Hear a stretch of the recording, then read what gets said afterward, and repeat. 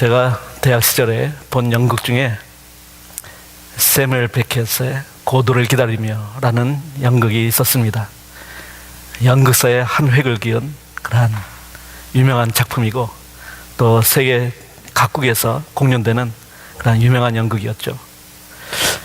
그런데 하도 유명하다길래 보고 갔는데 보고 나오면서 이게 뭐야, 너무나도 허망하고 재미없게 본 연극, 또 이렇게 재미없는 연극도 또 처음이었습니다. 보신 분들도 계시겠지만 그냥 등장인물이 많지가 않아요. 전체가 다 등장해야 5명인데 주인공은 블라디미르하고 에스트라공인가요? 그렇게 두 사람이 주인공인데 그냥 그 사람들이 그냥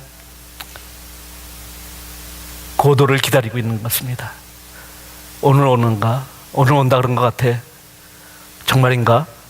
내 기억이 맞나? 뭐 이렇게 반신반의하면서 고도를 기다리고 있습니다. 기다리는 동안에 그들이 하는 일이라는 것은 전혀 앞뒤가 맞지 않는 그러한 대화하지만 실제로는 커뮤니케이션이 되지 않는 그러한 의미 없는 무의미한 얘기만 오고 갑니다. 그러다가 그 막이 끝날 적에 양치기 소년이 등장해서 고도 씨는 오늘 오시지 못합니다. 내일 그분은 오실 것입니다. 라고 얘기하고 막이 내려갑니다. 이 막에 들어가서도 똑같은 상황이 반복되죠. 그러다가 또 그 연극의 막을 내리면서 그 양치기 소년이 어제와 똑같은 그러한 대사를 독백하고 들어가죠. 고도 씨는 오늘 못 오십니다. 아마 내일 그분이 오실 것입니다. 그렇게 얘기를 하고 들어가는 것입니다. 그게 끝이에요.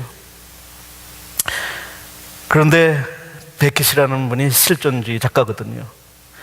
이 고도를 기다리면서 무엇을 얘기하고자 하는가? 본인은 그것을 부정하지만 고도, G-O-D-O-T, God, 하나님을 이렇게 좀 빗댄 그런 이름이에요. 그러니까 사람들이 하나님을 기다리고 있지만 그분이 오늘 오실까? 내일 오실까? 하면서 기다리고 있지만 그 기다림은 참으로 허망하다는 것입니다.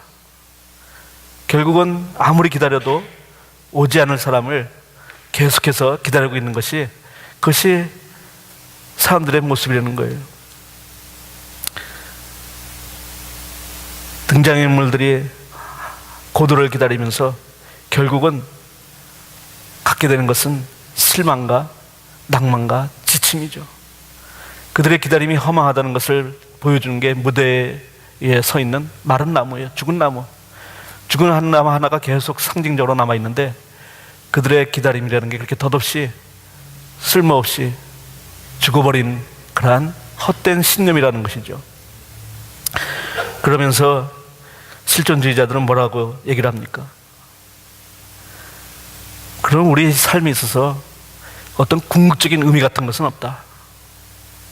우리의 삶은, 인생이라는 건 부조리한 것이다. 그렇기 때문에 우리 스스로 어떤 삶의 의미를 찾아 나서서 우리가 부여해야 되는 것이다.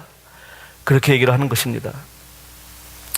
그래서 하나님을 기다린다 하는 그것은 참으로 헛된 일이라고 그렇게 연극을 통해서 메시지를 전해주는데 그 재미없는 연극이 정말 많은 사람들한테 아주 얼마나 큰 영향을 주는지 몰라요. 실존주의 철학을 전파하는 데 있어서 아주 강력한 툴이 되었던 그런 연극이 바로 이 고도를 기다림이었습니다. 그런데 세뮤얼 베켓이 이 연극을 통해서 사람들이 갖고 있는 이런 종교적인 어떤 관념, 하나님이 언젠가는 오셔서 우리를 구원해 주실 거다, 우리의 인생에 뭔가 희망을 줄 거다 라고 하는 것이 얼마나 헛된 망상인가, 그것에서 벗어나라는 것입니다. 그것이 우리의 헛된 관념이 얼마나 도 강력한지 우리의 생각과 우리의 대학 가운데 다 계속해서 이렇게 배어 있다는 거예요. 그것을 벗어나기가 쉽지 않지만 그것을 벗어나야만 우리는 결코 실망하지 않는 인생을 산다고 얘기하는 것이죠. 그런데 그가 그렇게 그냥 종교적인 신념을 비판하지만 그러나 그 연구를 통해서 제시하고 있는 것은 아무것도 없어요. 어떤 대안을 제시하는 것은 없습니다. 그렇기 때문에 이렇게 바로 살아야 우리가 희망이 생기고 정말 우리의 삶에 의미가 된다 하는 것을 제시하는 순간은 아무것도 없고, 다만 우리가 갖고 있던 그냥 전통적으로 계속 내려왔던 것 답습하는 그런 신앙에 더덥다, 부조리하다, 그것만 지적할 뿐이지 아무것도 새로운 것을 주는 것은 없고, 오히려 더 인생이 얼마나 험한가, 부조리한 것만 부각시키는 것이 또 이 작품이기도 합니다. 근데 이런 사람들의 생각이 전혀 새로운 것이 아닌 것은 이미 2000년 전에 베드로 사도가 베드로후서 3장에서 지적했던 그러한 사람들의 생각이에요. 오늘 말씀 한번 같이 읽을까요?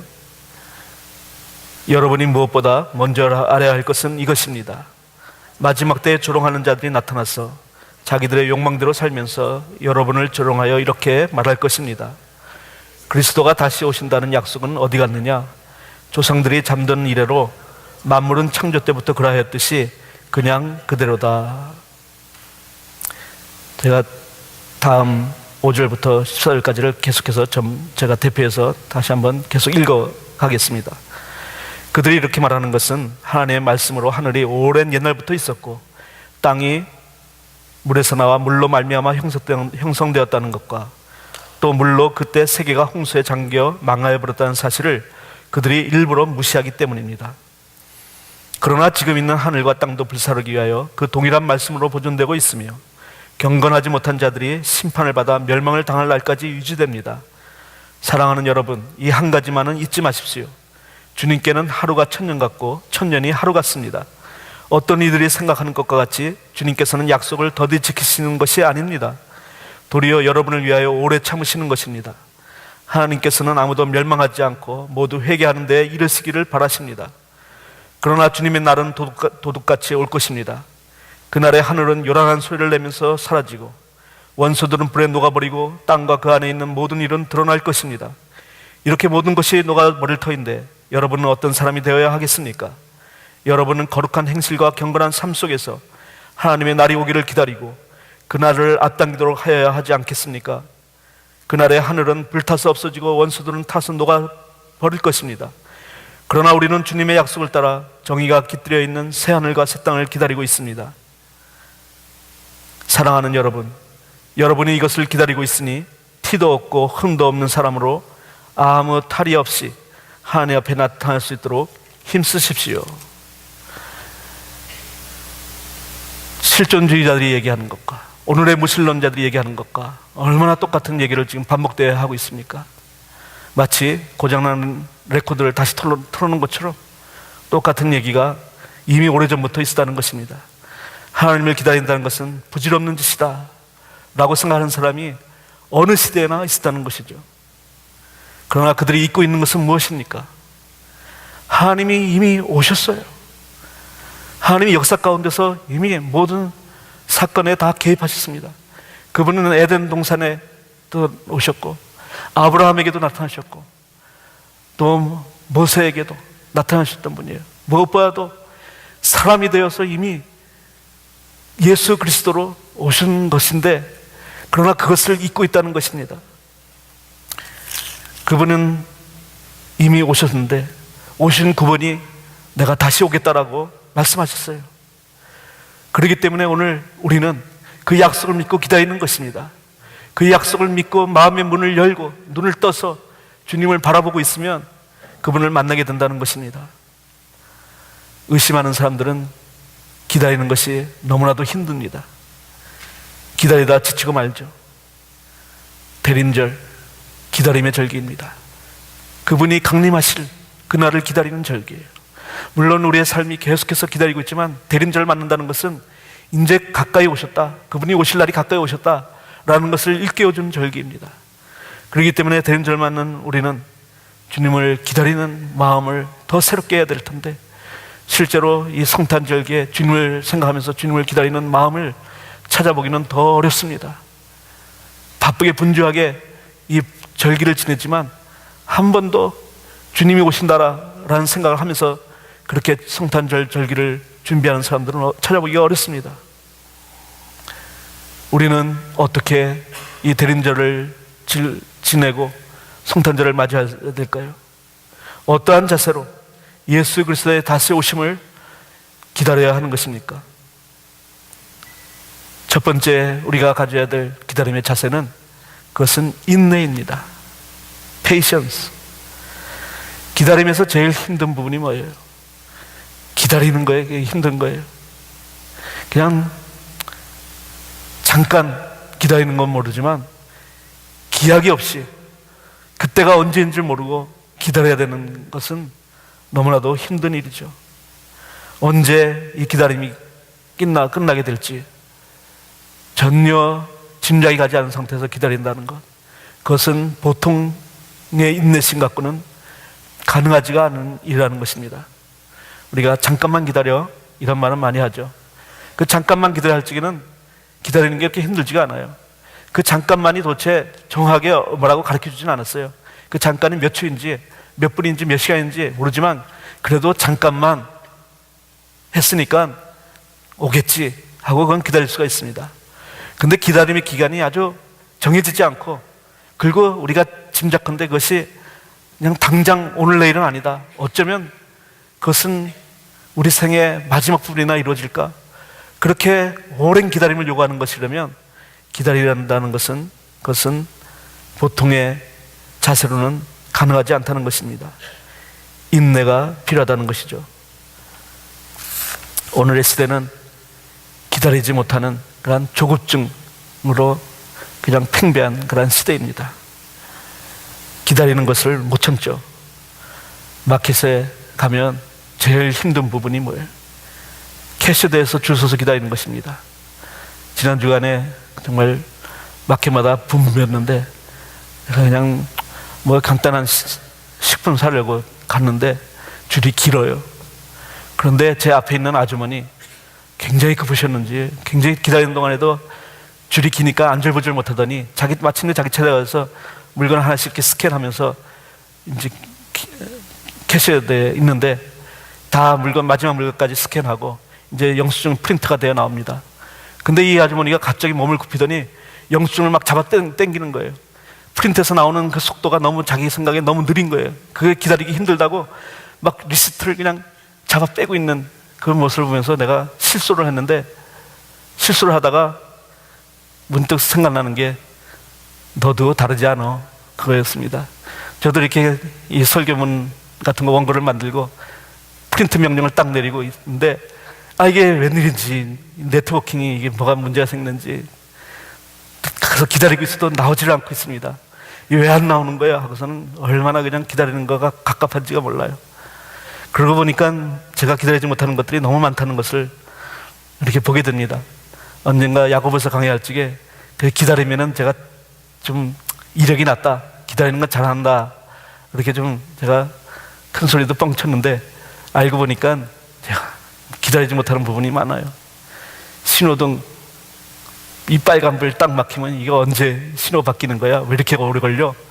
그것도 힘들고, 맥도날드 가서 오더하고 번호표 받았는데 내 번호는 왜 아직까지 안 부르는 거야? 그래서 기다리는 것도 힘들고, 정말 힘든 것뿐이에요.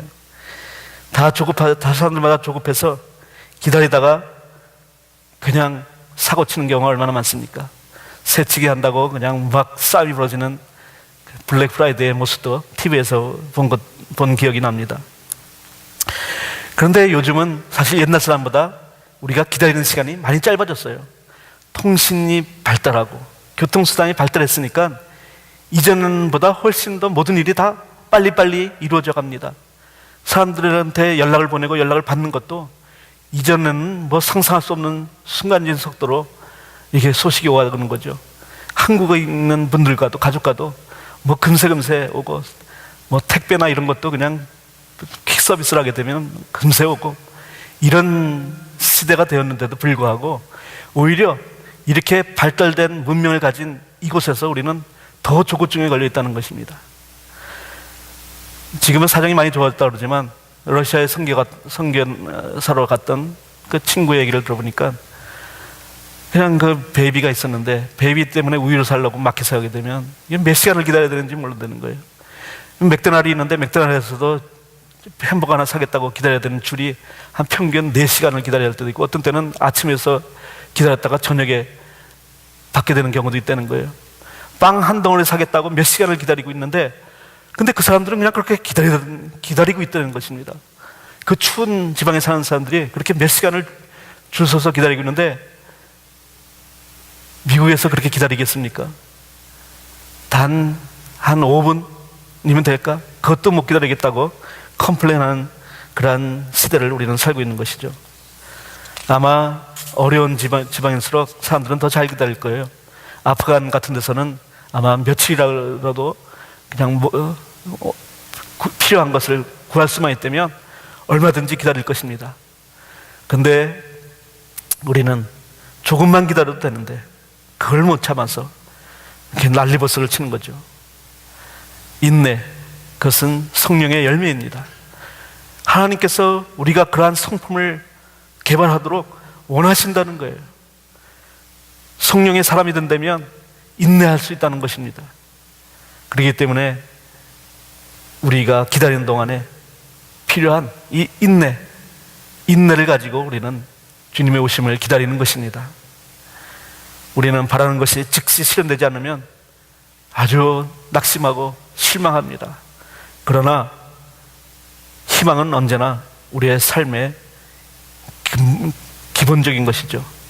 희망을 갖고 있는 사람은 기다리다가 더디 온다 할지라도 결코 실망하지 않고 낙심하지 않다는 것입니다. 로마서 8장 22절에서 25절의 말씀을 한번 함께 읽겠습니다.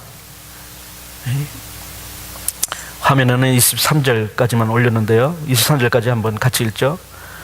모든 피조물이 이제까지 함께 신호하며 함께 해산의 고통을 겪고 있다는 것을 우리는 압니다. 그뿐만 아니라 첫 열매로서 성령을 받은 우리도 자녀로 삼아주실 것을, 곧 우리 몸을 속량해 주실 것을 고대하면서 속으로 신음하고 있습니다. 다음 24절 25절은 제가 읽겠습니다. 우리는 이 소망으로 구원을 얻었습니다.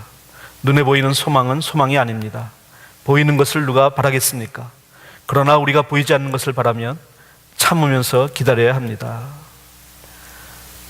보이지 않는 소망, 그것이 진짜 소망이라는 것입니다. 보이지 않기 때문에 더 우리는 인내하면서 기다려야 된다는 것이죠. 주님의 오심이 바로 그러하다는 것입니다.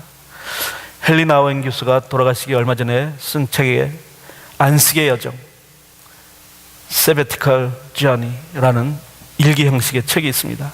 그 책에 나오는 한 예화예요. 거기에 공중근해 타는 고개사 얘기가 나옵니다.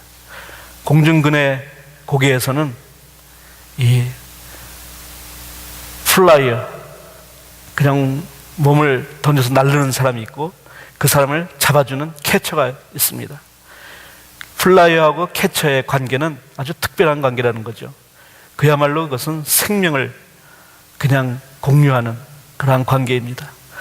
근데 거기에는 분명한 룰이 있는데, 이 플라이어, 그네에서 나르는 사람은 그냥 나르기만 하는, 다른 생각 아무것도 하지 않고 그냥 나르는 거예요. 그럼 캐쳐는 그 나르는 것을 보면서 타이밍을 맞춰서 자기가 스윙을 하고 있다가 정확한 타임에 가서 그 플라이어를 잡는 것이 캐쳐의 역할입니다. 만약 플라이어, 나르는 사람이 스윙하다가 자기가 저 사람을 놓치면 내가 죽는다라는 두려움 때문에 손을 뻗쳐서 잡으려고 들면 그때 타이밍이 깨져버리고 리듬이 깨져버려서 그냥 붙잡지 못하고 추락하게 됩니다. 그렇기 때문에 나르는 사람은 이 캐쳐가 나를 잡아줄 거라는 것을 전적으로 신뢰하면서 다른 것은 전혀 생각하지 않고 그냥 자기는 나르는 데만 신경 쓰면서 날라야 된다는 것입니다. 근데 만약 플라이어가 이 불안해서 자기가 손을 내밀어 갖고 잡겠다고 하면 재앙이라는 것이죠. 근데 신앙인의 자세도 이런 경우가 생긴다는 것입니다. 신앙인이 정말 기다리는데 실패하고 기다리다가 지쳐서 내가 뭔가 액션을 취하려고 할 적에 그때 우리의 소망은 끊어지고 우리의 인생이 실패로 돌아간다는 것입니다. 하나님이 우리가 기다리는 동안에 그분은 우리 뒤에서 분주하게 일하셔요. 우리는 기다리는 것입니다. 근데 하나님이 우리를 위해서 일하시는데 그 포커스는 우리예요. 하나님이 일하시는 것은 왜 일하시는가? 우리를 위해서 일하시는데, 그런데 우리가 하나님이 일하시는 것을 우리가 잊어버리고 내가 기다리다가 지쳐서 뭔가 해보겠다고 내가 나서게 되면 결국은 되는 일이 없다는 것이죠. 그 인생이 실패로 돌아간다는 것입니다. 유진 피터슨 목사님이 그 메시지 바이블이라고 이렇게 성경을 좀 의역해서 쓴 성경 번역본이 있지 않습니까? 거기에 오늘 본문 말씀, 이 24절 말씀을 이렇게 번역해 놨습니다. 기다림은 우리를 작아지게 만들지 않는다. 오히려 우리를 커지게 한다. 마치 아기를 잉태한 임산부처럼 우리는 기다리는 가운데 커진다. 그렇게 의역을 해놨습니다. 너무나도 통찰력 있는 그러한 번역이었습니다. 기다리는 것은 기다리는 동안에 우리가 점점 기다리다가 지쳐가면서 우리의 삶이 희미해져가는 것이 아니라 우리 속에 생명이 자라나고 있다는 것입니다. 기다리는 가운데 우리는 생명이 점점 풍성해지고 기다리는 가운데 우리는 더 커진다는 것입니다. 기다림은 기다림 자체로 큰 축복이 있는데 우리가 기다리는데 오래 기다릴수록 기다리는 대상에 대해서 우리는 더 많은 것을 알게 된다는 것입니다. 기다리는 대상에 대해서 우리는 더 많은 것을 들을 수 있다는 것입니다. 그렇기 때문에 기다리는 것은 단순히 어떤 정적인 상태가 아니라 아주 그것은 역동적인 상태라는 것이죠. 그것이 기다리는 사람이 가져야 될 자세, 인내에 필요한 이유입니다. 두 번째로 우리가 주님의 오심을 기다리는 자세는 그것은 이루어질 줄 믿고 확신하면서 기대하면서 기다리는 것입니다. 임산부 얘기를 했습니다마는 바로 그것이에요. 임신한 임산부가 아기가 늦게 나오고 있어요. 아직 예정일도 되지 않았는데 막 불안합니다. 언제 애가 나오는 거지? 이러다가 안 나오는 거 아니야? 그렇게 불안해하는 임산부가 있냐는 거예요. 오히려 듀데이가 지났습니다. 출산 예정일이 지났어요. 지났는데 날짜가 이렇게 지났는데도 안 나와? 이러다가 아주 안 나오는 거 아니야? 그런 생각하는 임산부는 없다는 것입니다. 비록 예정일은 지나가고 있어도 분명히 아기는 태어나게 돼 있는 거예요. 그것이 기다리는 사람의 마음이라는 거죠. 기다리는데 우리가 생각하는 것보다 더디된다 할지라도, 지체된다 할지라도 그것은 필연적인 거예요. 불가피한 일입니다. 예수님은 반드시 오신다는 거예요. 그 내용을 갈라디아서 4장 4절에서 이렇게 바울 사도는 표현하고 있습니다. 우리 한 목소리 함께 읽겠습니다. 그러나 기한이 찼을 때에 하나님께서는 자기 아들을 보내셔서 여자에게서 나게 하시고 또한 율법 아래에 놓이게 하셨습니다. 예수님이 첫 번째 오셨을 때 여자에게 나게 하셨는데 아직 예수님이 나시기 전에는 때가 되지 않았을 적에는 그분이 오시지는 않았어요. 그러나 때가 되었니까 하나님의 때가 무르익으니까 그분이 태어나셨다는 것입니다. 그러면 그분이 다시 오시는 세컨드 커밍, 재림도 이어갔다는 거예요. 우리가 아직 때를 알지는 못할 뿐이지 하나님의 때가 되면, 그 때가 이르면 반드시 주님은 오신다는 것입니다. 그래서 기다림 가운데서 우리의 기대는 점점 커지고 우리의 성품은 더욱더 단련돼 가는 것이죠.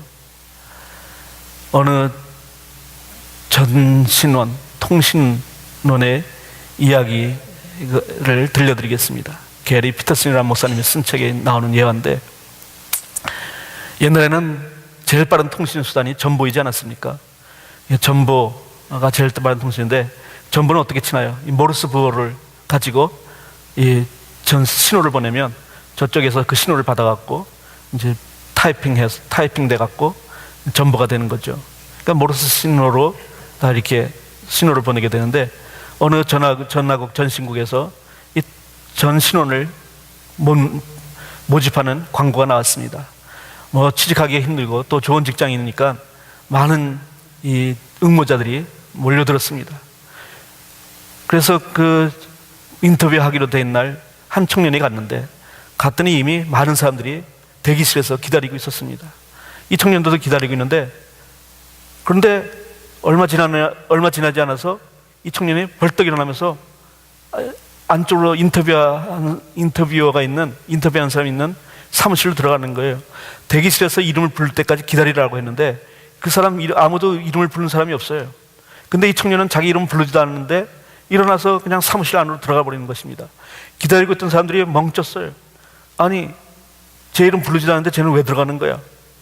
하고 있는데 들어갔던 청년이 금세 쫓겨날 거라고 생각했죠. 저렇게 엉뚱한 짓 했으면 쟤는 쫓겨나고 이제 취직 못할 거다라고 생각했는데 나오질 않고 있는 것입니다. 한참 시간이 경과했더니 그 전신국장이 나오면 그 청년이랑 같이 나오면서 여러분, 오늘 전신원 자리는 이 청년이 채웠기 때문에 이제 여러분들은 그냥 돌아가셔도 됩니다. 이 청년이 전신원으로 합격됐습니다. 그러니까 거기 기다렸던 사람들이 막 컴플레인한 거죠. 아니, 이런 불공평한 일이 어디 있습니까? 저 사람은 제일 늦게 온 사람이에요. 우리는 아침부터 와서 기다렸어요. 그리고 이름 부를 때까지 기다려서 우리는 부를 때까지 기다렸는데 우리 이름 불러주지도 않고, 그리고 이제 와서는 그냥 우리 보고 각 집에 가라는 이게 말이 됩니까? 하고서는 항의를 했는데 전신국장이 하는 얘기가, 글쎄, 내가 여러분들을 계속 부르고 있었습니다. 계속해서 모르스 신호로 누구든지 이 신호를 이해하는 사람은 당장 사무실 안으로 들어오십시오 라고 계속해서 모르스 신호를 보내고 있었는데 여러분들은 그냥 그 부르는 소리를 못 듣고 그냥 앉으시던 거고, 이 청년은 그 신호를 듣고 들어와서 인터뷰를 한 것입니다. 그것이 바로 우리가 기다리면서 가져야 될 자세라는 거죠. 우리는 웨이팅룸에 있는 사람들인데 그냥 단순히 그냥 웨이팅룸에서 멍하니 기다리고 있는 것이 아니라 주님이 오시는 것을 기다리면서, 기대하면서, 주님은 오신다, 분명히 오신다, 그때와 그 시는 아무도 모르지만 그러나 그날에 징조가 있을 것이다 라고 말씀하시는데, 그 징조를 보면서 기다리고 있을 때 그 사람은 주님의 오심을 맞이할 수 있다는 것입니다. 마지막으로 주님을 기다리는 자세는 충성입니다. 충성, faithfulness. 충성이라는 단어가 faithful, 믿음이 충만한 게 faithful이에요. 그러니까 주님이 오심을 기다리는 사람은 믿음이 충만한 가운데 기다려야 된다는 거죠. 믿음이 충만한 사람은 충성하게 되어 있습니다. 충성이라는 게 뭔가요? 주인의 시키시는 일을 기쁘게, 즐겁게, 성실하게 그렇게 순종하면서 이행하는 사람, 그게 충성스러운 사람이죠. 오늘 본문 말씀 보니까 주인이 멀리 떠면서 다시 올 거라 그러면서 종에게 때를 따라서 종들에게 먹을 것을 나눠주라, 양식을 공급하라고 분부하고 갔어요. 근데 어떤 종들은 주인이 기다리다가 안 오니까 이제 오지 않나 보다, 아직 올려면 멀었나 보다 해서 그냥 다른 동료 종들을 막 때리고 구박하고 그냥 그야말로 개판을 치는 거죠. 그러나 충성스러운 종은 어떻게 합니까? 주인이 시키시는 대로, 그분이 더디 오지만 그러나 지금 오심을 기다리면서 오늘 주인이 기뻐하시는 일, 주인이 원하시는 일, 그 일을 성실하게 그리고 충성스럽게 그렇게 실행하는 것입니다. 그래서 자기의 동료 종들에게 또 아랫사람들에게 먹을 것을 공급해주는 그런 성실한 그런 삶을 살고 있을 때, 그때 주인이 불현듯 오셔서 그 종을 칭찬하시고 상을 주시고, 얼마나 상을 주셨냐면 주인이 오히려 허리를 동이고 그 종에게 시중을 들면서 먹여주신다는 거예요. 그러나 기다림에 실패한 종들은 무지하게 많이 맞을 것이다 라고 이렇게 말씀하셔요. 주인의 뜻을 알고도 준비하지도 않고 그 뜻대로 행하지도 않은 종은 많이 맞을 것이다. 우리의 기다림은 단거리 경주가 아닙니다. 장거리 경주예요. 단거리 경주에서 승리하는 사람이 장거리 경주에서 승리할 수 있는 것은 아닙니다. 고든 맥더머드 목사님이 고등학교 때 고등학교 때 육상부 선수였대요. 그래갖고 전국대회도 출전한 그런 아주 뛰어난 육상 선수였는데 학교 대표로 1600m 1마일 릴레이 계주 경기에 대표로 나갔는데 자기가 제일 1번 주자였다는 것입니다. 근데 자기는 두 번째 줄에 있었고 첫 번째 줄에 전국 고등학교 100m 기록 보유자가 자기 옆에 섰다는 거예요. 그 기록 보유자는 아주 그냥 자신만만해갖고 기다리는 동안에 출발 신호가 피스톨 쏘기 전에 기다리면서 자기한테 얘기하더라는 거예요. 이봐, 길고 짧은 걸 대봐야 하나? 뛰어봤자 소용없는 일이야. 뛰어봐야 벼룩이지. 나를 이길 수 있겠어? 그렇게 하면서 아주 거만하게 그렇게 자기한테 얘기를 했다는 것입니다.